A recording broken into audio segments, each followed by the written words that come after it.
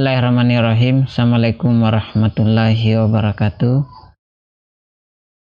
Salam sejahtera untuk kita semua. Semoga kita senantiasa diberi kesehatan. Pagi ini kita akan belajar bahasa Indonesia. Tema teks eksplanasi. Saya beri nama teks eksplanasi 2 ya. Karena kemarin saya sudah membahas di video sebelumnya mengenai masalah teks eksplanasi juga. Silakan dicek. Kemudian tujuan pembelajaran. Pertama, saya harap kalian mampu membandingkan teks eksplanasi dengan teks-teks lain. Yang kedua, saya harap kalian mampu menganalisis teks eksplanasi. Dan yang ketiga, saya harap kalian mampu mengevaluasi teks eksplanasi.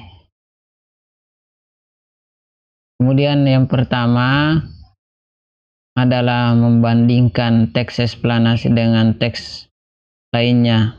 Pertama, atau bagian 1 ini baca dengan seksama teks eksplanasi tersebut.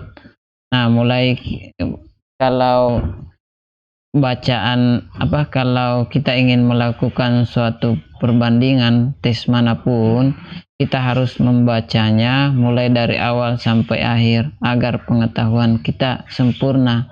Tapi kalau kita membaca hanya sekilas atau hanya beberapa bagian-bagian tertentu saja, itu nanti ketika kita menulis suatu perbandingan antara teks yang satu dengan teks yang lain, itu tidak sempurna ya. Kemudian yang kedua, catat istilah-istilah dalam teks tersebut sebagai kata kunci. Jadi ketika kita membaca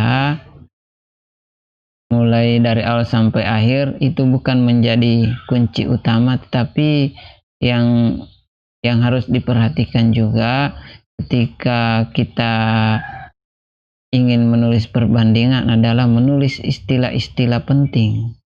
Nah, sambil membaca kita tulis istilah-istilah pentingnya. Kemudian yang ketiga, kaji struktur masing-masing teks dari mulai awal pendahuluan dan perincian sampai ke penutup. Nah, supaya pengetahuan kalian ataupun nanti teks perbandingan yang Anda tulis sempurna. Kemudian kaji kaidah apa saja yang terdapat dalam teks tersebut. Jadi kita kaji sedemikian rupa. Kaidah-kaidahnya apa saja. Kemudian buat kesimpulan atas perbandingan. Jadi kita simpulkan sebagai langkah awal dulu. Kemudian ini saya kasih contoh ya bagaimana cara membandingkan. Ini teks 1 ini saya bacakan ya. Pelapukan merupakan salah satu proses yang mempercepat denudasi bantuan, baik bantuan beku, sedimen maupun metamorfon yang tersingkap di atas permukaan. Bersentuhan dengan atmosfer, hidrosfer, dan biosfer akan mengalami proses pelapukan. Batuan akan berubah secara fisik dan atau secara kimiawi. Di alam, kedua proses ini sulit dibedakan karena berlangsung secara bersama. Namun secara teoritis kedua proses ini dibedakan. Proses pelapukan inilah salah satu proses yang mengubah permukaan bumi setiap saat, meskipun perubahannya tidak tampak dengan segera. Sebagaimana yang telah diutarakan bahwa faktor waktu sangat berpengaruh dalam proses ini. Pelapukan adalah proses perubahannya batuan menjadi tanah atau soil, baik oleh proses fisik atau mekanik disintegrasi maupun oleh proses kimia decomposition. Proses decomposition dapat menyebabkan terjadinya mineral-mineral baru. Dilihat tes 2 ya. Penyebab banjir merupakan bencana alam yang terjadi di berbagai kota-kota di dunia dengan skala yang berbeda. Manfaat air bagi kehidupan merupakan kebutuhan yang paling penting bagi manusia. Namun, Ketika keseimbangan proses alam menjadi terganggu, bencana seperti banjir ini bisa datang. Negara dengan iklim tropis memiliki intensitas curah hujan yang tinggi, hingga ketika musim penghujan datang, debit pada penampungan air seperti waduk, kali, sungai menjadi tinggi dan meluap. Ketika hal tersebut terjadi, akan membawa masalah lingkungan dikhawatirkan akan terus datang di setiap musim hujan, yaitu bencana banjir. Penyebab banjir terlihat dari definisi banjir secara sederhana, yaitu hadirnya air pada kawasan luas sehingga menutupi permukaan daratan pada kawasan tersebut. Contohnya, ketika terjadi peningkatan curah hujan pada suatu wilayah, akan membuat air di tempat tersebut meningkat.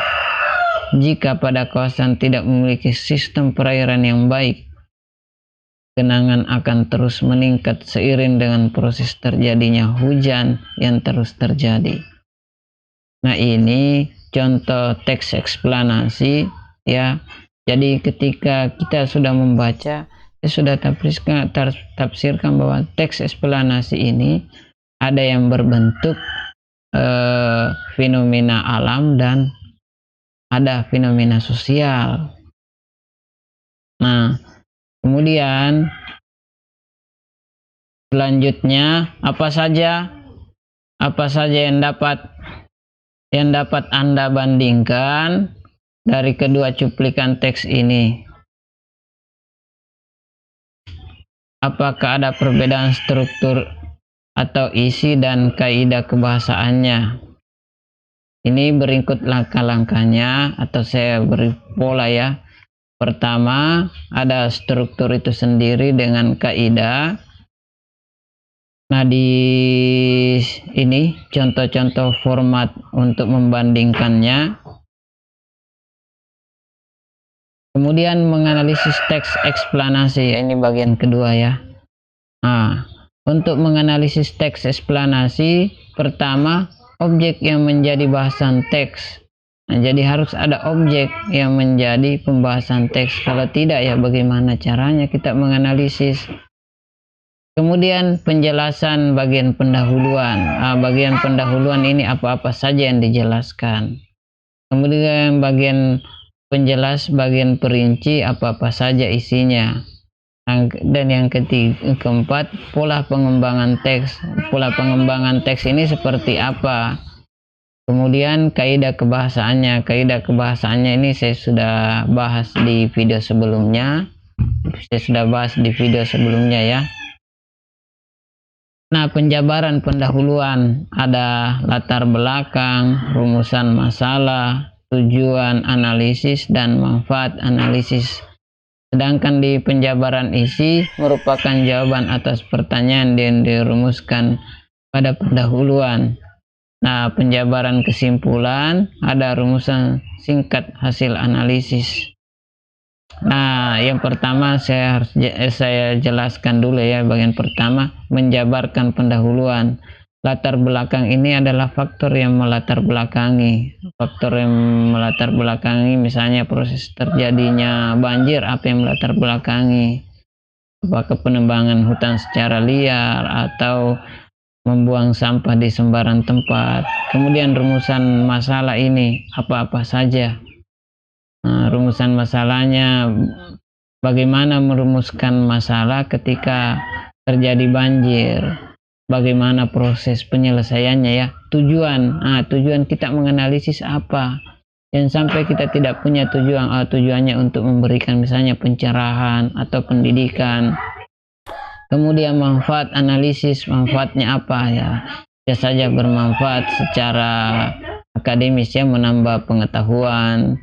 Kemudian penjabaran isi berupa jawaban atas pertanyaan yang dirumuskan pada pendahuluan. Jadi kita mampu menjawab pada bagian pendahuluan ya, rumusan masalahnya gimana, bagaimana proses penyelesaiannya kalau ada banjir itu. Kemudian penjabaran kesimpulan, rumusan singkat hasil analisis. Nah, rumusan singkat hasil analisis ini atau detail-detail penting kita tulis kembali. Nah itu. Kemudian langkah-langkah menganalisis, ya ini sudah ya.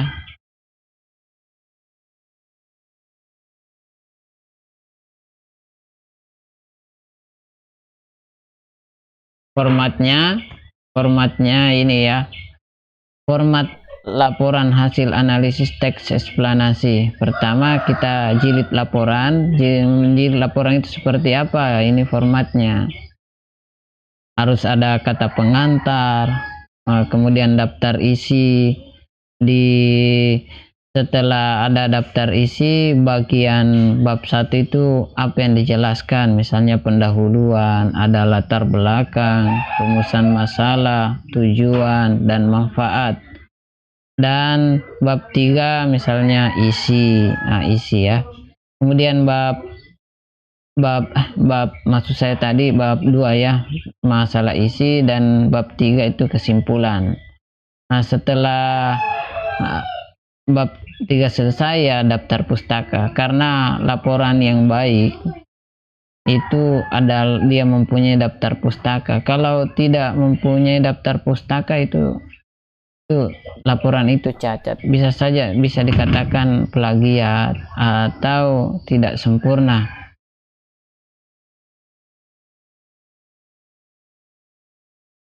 Analisislah sebuah teks eksplanasi. Nah, setelah menganalisis, gunakan format hasil teks eksplanasi untuk Anda presentasikan nanti ya. Nah, pertama setelah ini, maksud saya yang terakhir, bagian ketiga, mengevaluasi teks eksplanasi. Mengevaluasi teks eksplanasi merupakan kegiatan memberikan penilaian terhadap teks eksplanasi. Jadi ini poin terakhir ya, mengevaluasi artinya memberikan penilaian apa saja kekurangan dan kelebihannya teks tersebut. Setelah kita membaca muncul itu ya, setelah kita membaca, menganalisisnya.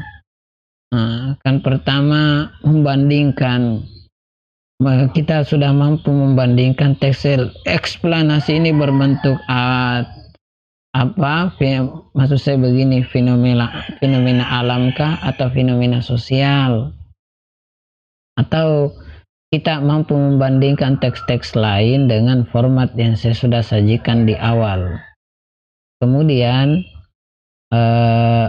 di cara mengevaluasi ini kan setiap orang mempunyai opsi tersendiri, berbeda-beda caranya orang memberikan penilaian, baik berbentuk kelebihan ataupun kekurangannya. Nah, tentunya dalam satu karya, dalam satu teks, baik itu berbentuk eksplanasi atau teks-teks lainnya, ketika kita membaca, pastilah kalau membacanya itu dari awal sampai terakhir atau teliti membaca, pasti kita menemukan kekurangan dan kelebihannya, karena manusia itu ya dia juga punya kekurangan dan kelebihan. Nah, otomatis karyanya pun seperti itu. Langkah-langkah mengevaluasi itu sama, membaca teks dan mengamati bentuk, isi dan bahasanya. Itu ya. Yang kedua, mengamati dan memberikan penilaian terhadap struktur dan kaidahnya. Jadi strukturnya apakah lengkap, kaidah apa saja yang digunakan. Kalau misalnya gitu menyangkut masalah struktur, apa ada pendahuluannya misalnya, ada isinya atau ada penutupnya. Itu yang paling sederhana. Dan kaidahnya apa, apakah dia menggunakan bahasa Indonesia baku sesuai dengan format teks eksplanasi misalkan. Kemudian memberikan kesimpulan berupa penilaian terhadap teks. Jadi ini kesimpulan itu penting untuk dijadikan sebagai acuan bagi pembaca lain bahwa ini yang kesimpulannya ini yang dimaksud detail-detail pentingnya. Jadi orang semakin memahami tentang teks evaluasi yang kita tulis.